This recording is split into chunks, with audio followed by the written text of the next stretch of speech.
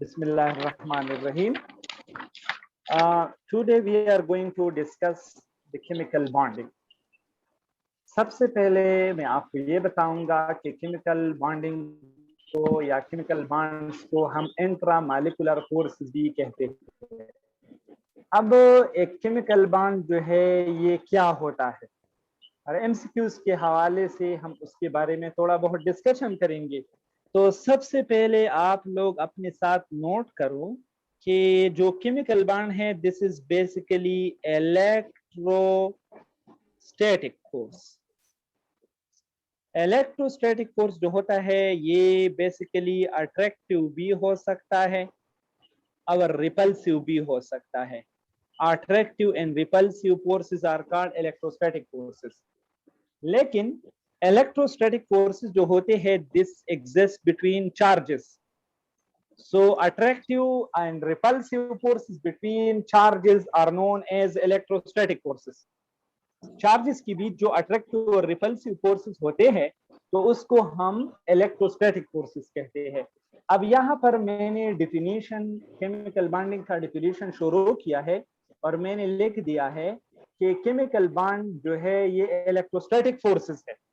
अब ये electrostatic forces है और वो क्या कर रहे हैं, वो holding atoms or ions together. ये एटम्स और आयंस को एक साथ पकड़ के रखते हैं। तो chemical bond basically these are electrostatic forces holding atoms और आयंस टुगेदर। ये ऐसे फोर्सेस है जो कंपाउंड्स के अंदर, जो मॉलिक्यूल्स के अंदर, जो फार्मूला यूनिट्स के अंदर एटम या आयंस को एक दूसरे के साथ होल्ड करते हैं। अब यहाँ पर जो एमसीक्यूज वाइज जो पॉइंट है वो यही है कि अ chemical bond is always attractive, repulsive, का बोथ। तो आपने याद रखना है एक केमिकल बॉन्ड बोथ होता है, एक केमिकल बॉन्ड अट्रैक्टिव और रिपल्सिव बोथ होता है। कैसे? चलो हम एक एग्जांपल लेते हैं। एग्जांपल जो हम ले रहे हैं, फॉर एग्जांपल ये हमारे साथ एक हाइड्रोजन एटम है, ठीक है। अब उसकी पड़ोस में एक और हाइड्रोजन एटम है, दोनों एक दूसरे से बॉन्डेड है। अब इस हाइड्रोजन का ये न्यूक्लियस है, ठीक है, ये इसका न्यूक्लियस है और इसमें एक इलेक्ट्रॉन है, इधर मूव कर रहा है, दूसरा इलेक्ट्रॉन इधर है। अब यहाँ पर देखो, काइंडली फोकस करो। अब आपको पता है कि ये न्यूक्लियर और ये न्यूक्लियस एक दूसरे को क्या करेगा, रिपेल करेगा, ठीक है। इसी तरह ये इलेक्ट्रॉन और ये इलेक्ट्रॉन भी एक दूसरे को रिपेल करेंगे। तो there is repulsive forces between nucleus and nucleus and electron and electron. लेकिन इसमें अट्रैक्टिव फोर्सेस भी है और वो कहाँ है, वो इधर है। देखो, ये न्यूक्लियस इस इलेक्ट्रॉन को भी अट्रैक्ट करेगा और इस इलेक्ट्रॉन को भी अट्रैक्ट करेगा। अब ये न्यूक्लियस इस इलेक्ट्रॉन को भी अट्रैक्ट करेगा और ये न्यूक्लियस इस इलेक्ट्रॉन को भी अट्रैक्ट करेगा। तो there is attractive forces between nucleus and electron. यहां पर जो अट्रैक्टिव फोर्सेस है ये अपने साथ लिखो, वो कहां पे है, वो न्यूक्लियस और इलेक्ट्रॉन के बीच है। और यहां पर रिपल्सिव फोर्सेस भी है। यहां पर कौन सी फोर्सेस है, रिपल्सिव फोर्सेस भी है। कौन किस किस के बीच रिपल्सिव फोर्सेस है, न्यूक्लियस और न्यूक्लियस और इलेक्ट्रॉन के बीच रिपल्सिव फोर्सेस है। तो आप मेरी बात को समझ गई। एक केमिकल बॉन्ड जो होता है ये अट्रैक्टिव रिपल्सिव बोथ होता है, क्योंकि ये एक इलेक्ट्रोस्टैटिक फोर्स है, क्योंकि ये चार्जेस के बीच फोर्सेस है। तो चार्जेस तो यहाँ पर पॉजिटिव और नेगेटिव दोनों मौजूद है, तो पॉजिटिव और नेगेटिव एक दूसरे को रिपेल करेंगे और जो नेगेटिव और पॉजिटिव और नेगेटिव एक दूसरे को अट्रैक्ट करेंगे और जो नेगेटिव नेगेटिव है या पॉजिटिव और पॉजिटिव है वो एक दूसरे को रिपेल करेंगे। आप मेरी बात को समझ गए कि नहीं?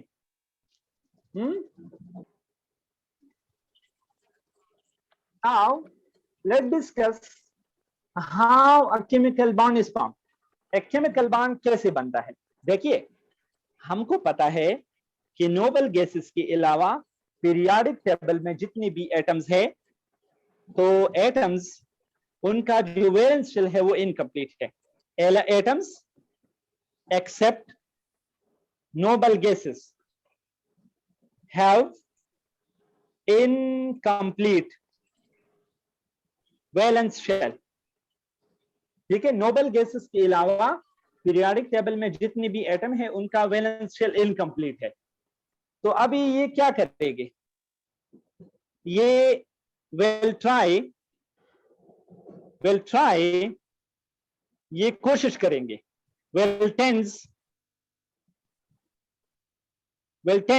ये कोशिश करेंगे to complete its valence shell, ये अपनी वैलेंस शेल को कंप्लीट करेंगे, कंप्लीट करने की कोशिश करेंगे। कैसे? By losing or gaining or sharing valence electron. ये इसकी वैलेंस इलेक्ट्रॉन है, या इसको लॉस करेंगे या गेन करेंगे या क्या करेंगे। यहां पर देखिए, इसके जो वैलेंस इलेक्ट्रॉन है ये क्या करेंगे, उस वैलेंस इलेक्ट्रॉन को या तो लॉस करेंगे या गेन करेंगे या शेयर kरेंगे। ठीक है, तो इससे क्या हो जाएगा, इससे will complete वैलेंस शेल, इससे वैलेंस शेल कंप्लीट हो जाएगा।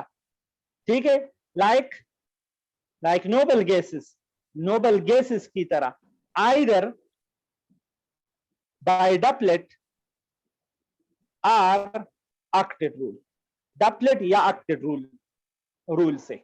देखिए, अगर कोई बंदा आपसे पूछता है कि एक एटम क्यों बॉन्ड बनाता है या कैसे बॉन्ड बनाता है, हाउ कैसे एक बॉन्ड बनाता है, तो आप उसको ये जवाब देंगे कि ऐसे एटम जिसका वैलेंस शेल इनकम्प्लीट होता है वो अपनी वैलेंस शेल को कंप्लीट करने की कोशिश करते हैं। कैसे? इलेक्ट्रॉन को लॉस करते हैं या गेन करते हैं या शेयर करते हैं, इससे इसका वैलेंस शेल कंप्लीट हो जाएगा नोबल गैसेस की तरह। अगर ये वैलेंस शेल या 2 इलेक्ट्रॉन पर कंप्लीट हो जाएगा तो हम कहेंगे this atom has followed the duplet rule, और या 8 इलेक्ट्रॉन से अपने शेल को कंप्लीट करेंगे तो we will say octet rule. आप मेरी बात को समझ गए, ये आपने याद रखना है। अब यहाँ पर एमसीक्यूज वाइज इंपॉर्टेंट पॉइंट जो है वो ये है कि बहुत दफा यहां से क्वेश्चन एंट्री टेस्ट में आए हैं कि कौन डपलेट रूल फॉलो करेंगे, कौन ऑक्टेट रूल फॉलो करेंगे। तो आइए मैं आपको बताता हूं कि डपलेट रूल क्या है, ऑक्टेट रूल क्या है, और डपलेट रूल कौन फॉलो करेंगे और ऑक्टेट रूल कौन फॉलो करेंगे। Now let discuss what is duplet rule and what is octet rule. अब डपलेट रूल क्या है और ऑक्टेट रूल क्या है? असल में completing valence shell by 2 electron is called duplet rule. Completing a valence shell by 2 electron is called doublet rule, while completing the valence shell by 8 electron is called octet rule. इसको octet rule कहते हैं। अब कौन डपलेट rule को follow करेंगे, कौन octet rule को follow करेंगे? देखिए, हाइड्रोजन डपलेट रूल फॉलो करता है, हीलियम डपलेट रूल फॉलो करता है, लिथियम डपलेट रूल फॉलो करता है, मैग्नीशियम डपलेट रूल फॉलो करता है, एल्यूमिनियम डपलेट रूल फॉलो करता है, सॉरी बोरान डपलेट रूल फॉलो करता है। शाबाश, ये अपने साथ नोट करो। क्यों?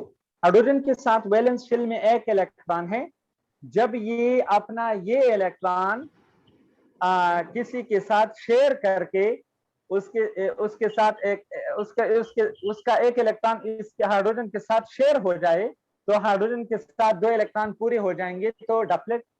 हीलियम के साथ वैलेंस शेल में पहले से 2 इलेक्ट्रॉन है तो डपलेट। लिथियम के साथ क्या है? लिथियम को देखो, लिथियम की इलेक्ट्रॉनिक कॉन्फ़िगरेशन है 2 1, तो ये लिथियम अपने इस इलेक्ट्रॉन को लॉस करके लिथियम प्लस बनेगा, और लिथियम प्लस में सिर्फ 2 इलेक्ट्रॉन वैलेंस शेल में रहते हैं, तो he had followed the duplet rule, उसने डपलेट रूल को फॉलो किया। आप मेरी बात को समझ गए? ठीक है, तो कौन डपलेट रूल को फॉलो करेंगे? यही लोग जो आपके सामने हैं। कौन ऑक्टेट रूल फॉलो करेंगे? इसके अलावा जितने भी है, अर्गान, क्लोरीन, फ्लोरीन, दूसरे सारे के सारे बंदे वो ऑक्टेट रूल फॉलो करेंगे। वो कौन सा रूल फॉलो करेंगे? Octet rule. मेरी बात को समझ गई? तो हेलोजेंस है, हेलोजेंस, जितने भी हेलोजेंस है, फ्लोरीन, क्लोरीन, ब्रोमीन, आयोडीन, ये सारे के सारे जो है they follow octet rule. Oxygen, nitrogen, ठीक है, ये सारे के सारे जो है वो कौन सा रूल फॉलो कर रहे हैं? Octet rule. तो kindly please keep in mind who will follow the octet rule and who will follow the Duplet rule. यहां पर देखिए, dash has followed dash rule in dash. अब डैश, पहला वाला डैश कौन होगा? ये कोई एटम होगा या कोई आयन होगा, ठीक है। क्या उसने डपलेट रूल को फॉलो किया है कि नहीं? ऑक्टेट रूल को फॉलो किया है। और यहां पर फार्मूला होगा, आपको फार्मूला दिया गया होगा। फॉर एग्जाम्पल, अगर मैं आपसे कहूं कि dash has followed the duplet rules in C2H6O, इस फार्मूला में किस एटम ने डपलेट रूल फॉलो की है? ऑप्शन नंबर ए हाइड्रोजन ने, ऑप्शन नंबर बी कार्बन ने, ऑप्शन नंबर सी ऑक्सीजन ने, ऑप्शन नंबर डी आल। किसने डपलेट रूल फॉलो की है? हाइड्रोजन। हाइड्रोजन है ना।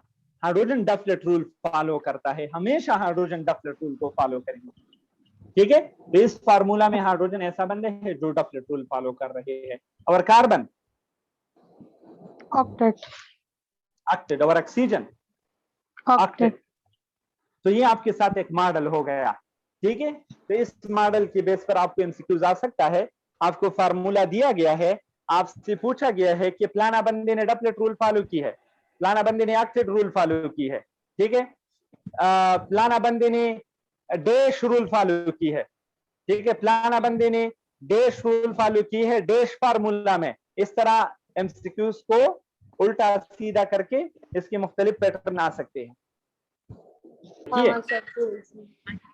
देखिए, मेरा मतलब ये नहीं है कि आपको सारे डैश आ जाएंगे, dash follow dash rule in dash, इधर तो आप भी कुछ भी नहीं कह सकते फिर, ठीक है। आपके एमसीक्यूज इस तरह आ जाएगा कि dash has followed duplet rule in C2H6O, इस फार्मूला में फलाना बंदे ने डपलेट रूल फॉलो की है। तो इसका ऑप्शन कौन सा आ जाएगा? शाबाश, बी आ जाएगा, हाइड्रोजन ने डपलेट रूल फॉलो किया। इस एमसीक्यूज का दूसरा पैटर्न इस तरह होगा, hydrogen has followed dash rule in C2H6O, तो डैश में कौन आ जाएगा? डपलेट रूल, ठीक है। और इसका तीसरा पैटर्न कैसे होगा, बोलो?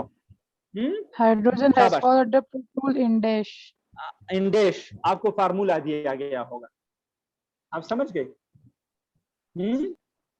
Now let's discuss why a chemical bond is formed. एक केमिकल बॉन्ड क्यों बनता है? तो सबसे पहले तो आप वही बातें दोहराएंगे जो मैंने हाउ में लिखे थे। हाउ में आपको पता है कि एटम्स, ऐसे atoms which have incomplete valence shell, वो क्या करेंगे? वो ट्राई करेंगे to complete its valence shell, या अपने वैलेंस शेल को कंप्लीट करने की कोशिश करेंगे। कैसे? बाय लॉसिंग, क्या? गेनिंग, क्या? और शेयरिंग। ये इलेक्ट्रॉन को लॉस करके, शेयर करके या गेन करके अपने वैलेंस शेल को कंप्लीट करने की कोशिश करेंगे, ठीक है। इससे क्या हो जाएगा? It will attain stable electronic configuration, stable electronic configuration like noble gases, noble gases की तरह इलेक्ट्रॉनिक कॉन्फ़िगरेशन को अचीव करेंगे। इससे क्या हो जाएगा? इससे उसकी एनर्जी क्या हो जाएगी? It will lower the energy, it will lower the energy of atom, ये एटम या आयन की एनर्जी को क्या करेंगे? शाबाश, कम करेंगे। And hence stability increases, and hence stability increases, और स्टेबिलिटी इंक्रीज हो जाएंगी।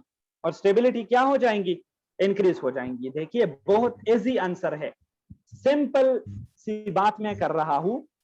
एक बंदा बांड इसलिए बनाता है ताकि अपनी मुश्किलात को आसान करे, ताकि अपनी एनर्जी को कम करे, अपनी एनर्जी को क्या करे, कम करे। ठीक है, जो बंदा अपनी एनर्जी को जितना कम करेगा उतना ज्यादा स्टेबल होगा, उतना ज्यादा स्टेबल होगा। आप मेरी बात को सुनिए, मैं अक्सर लोगों को ये एग्जांपल देता हूं कि जो बंदा जितनी ज्यादा मेहनत करेगा, मतलब ज्यादा एनर्जी लॉस करेगा, तो वो बंदा जिंदगी में उतना स्टेबल होगा, जिंदगी में क्या होगा, उतना स्टेबल होगा। इसीलिए मैं आपसे कहता हूं, अगर आप स्टेबल होना चाहते हैं तो अपनी एनर्जीज को लॉस करो, अपनी एनर्जीज को कम करो, अपनी एनर्जीज को क्या करो, कम करो। अब जो एटम अपनी एनर्जी को लॉस करेगा तो वो एटम ज्यादा उतना ही स्टेबल होगा, उतना ही क्या होगा, स्टेबल होगा। तो मकसद यही है, अगर कोई बंदा कुछ खो रहे है, कुछ ले रहे है, कुछ शेयर कर रहे है, तो इसका मतलब है कि वो अपनी एनर्जी को कम कर रहा है। और जो बंदा अपनी एनर्जी को कम करेगा तो उसकी स्टेबिलिटी क्या हो जाएंगी, शाबाश, उसकी स्टेबिलिटी इंक्रीज हो जाएंगी। तो एक केमिकल बॉन्ड यही सब कुछ एटम के साथ करता है।